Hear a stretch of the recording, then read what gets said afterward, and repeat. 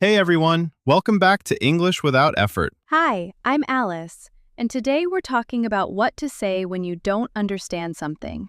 Yeah, and the phrase we're focusing on today is, I didn't catch that. I didn't catch that. It sounds so simple, right?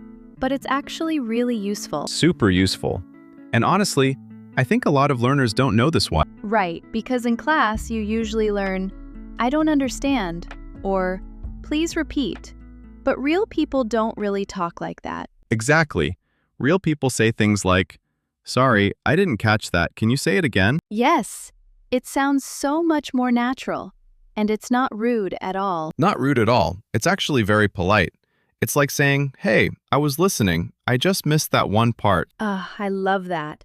You're not saying the other person is confusing. You're saying, it's on me. I just didn't catch that. Okay, so let me give you a situation. You're in a coffee shop, and the person at the counter says your order total really fast. Oh, this happens to me all the time. Like, they say some number and I'm just standing there. Right, so what do you say? You say, sorry, I didn't catch that. How much was it? Perfect. Simple, polite, natural. And the person at the counter is not going to think anything bad. They hear it all the time. Totally. Okay, here's another one. You're on the phone with someone, and there's a lot of noise around you. Oh, phone calls are the worst for this. You can't see the person's face, you can't read their lips. Exactly. So you might say, sorry, I didn't catch that. The line is a little noisy. Yes, and that's so much better than just saying nothing and pretending you heard. Oh, we all do that sometimes. We just say, yeah, and we have no idea what was said. That is so true. And then 5 minutes later, you realize you agreed to something you didn't want to. Okay, so let's talk about when we use I didn't catch that versus some other phrases, because there are a few options. Right, like you could also say, I'm sorry, what? Or, could you repeat that? Yeah, so I didn't catch that is great when you heard some of it, but you missed a word or a number or a name. Like, the sentence came too fast, or it was too quiet, or there was background noise. Exactly. We usually say, I didn't catch that, when the problem is about hearing, not about understanding the meaning. Oh, that's a good point. So, if someone uses a really difficult word and you don't know what it means, that's different. Right. For that, you might say, sorry, I don't understand what that word means. Or, what does that mean? But if they just spoke too fast or too quietly, you say, sorry, I didn't catch that. Let me give you another situation. You're asking someone for directions on the street. Oh, directions are so hard. People always say so many street names at once. They really do. So the person says, go down this road, turn left at the light, then right at Baker Street, and it's the second building on your left. Okay, I'm already lost after turn left. Me too. So you say, sorry, I didn't catch all of that. Could you say it more slowly? Yes, and I didn't catch all of that is great because you're saying, I got some of it, but not everything. Right. You can say, I didn't catch that for one thing you missed, or I didn't catch all of that when you missed a lot. Oh, that's a really useful difference. I like that. Okay, so now let's try something fun. I want to do some little role play situations. Oh, yes. I love this part. Okay, what's the first one? Okay, imagine you're talking to a smart speaker at home. You know, like a voice assistant. Oh, I have one of those. I talk to it every morning. So you ask it something and it gives you an answer, but it speaks really fast. Right. So I would say, sorry, I didn't catch that. Can you say it again more slowly? And a lot of voice assistants actually understand that phrase. It's very natural. Yeah, I actually do say that to mine sometimes. It's funny because you feel a little silly talking to a machine. But it works. Okay, next situation. You're in a meeting at work, and your manager says something important, but you were writing notes and you missed it. Oh, this is so real.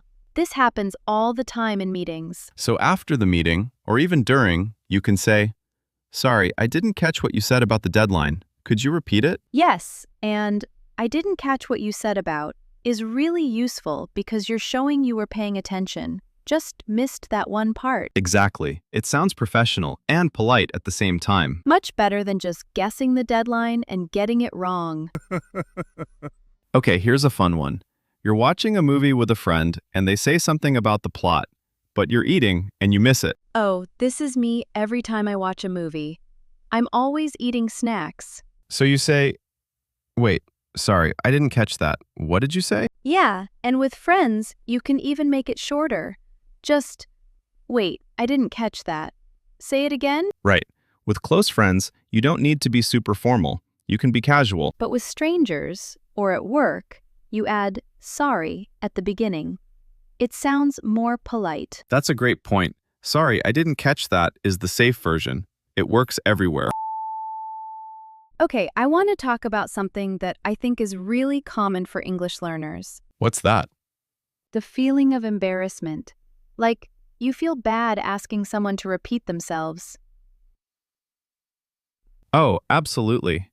I think a lot of learners feel like, if I say I didn't catch that, the other person will think I'm not good at English. Yes, but that's just not true. Even native speakers say, I didn't catch that all the time. All the time. Especially in noisy places, or on the phone, or when someone has a strong accent. Right.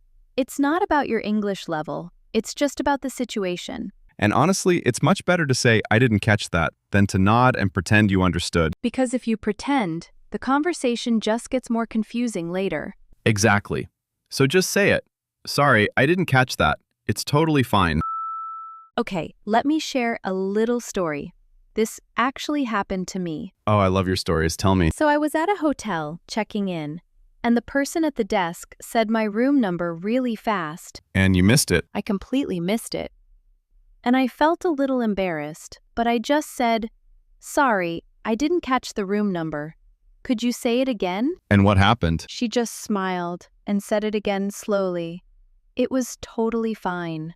No problem at all. See? That's exactly it. People are happy to repeat. They don't mind. And I felt so much better because I actually knew my room number after that. Much better than going to the wrong room. Oh, that would be so awkward. Okay, I didn't catch which floor I'm on. Let me just try all of them.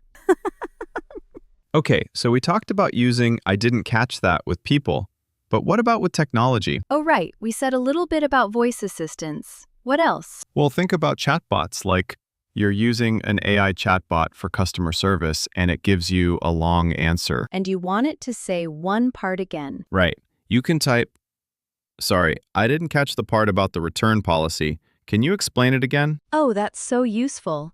And it works really well with chatbots because they're very literal. They really are. And using natural phrases like this actually helps them understand you better. Yeah, I think people sometimes use very short robotic language with chatbots. Like, repeat, or say again. But you can just talk normally.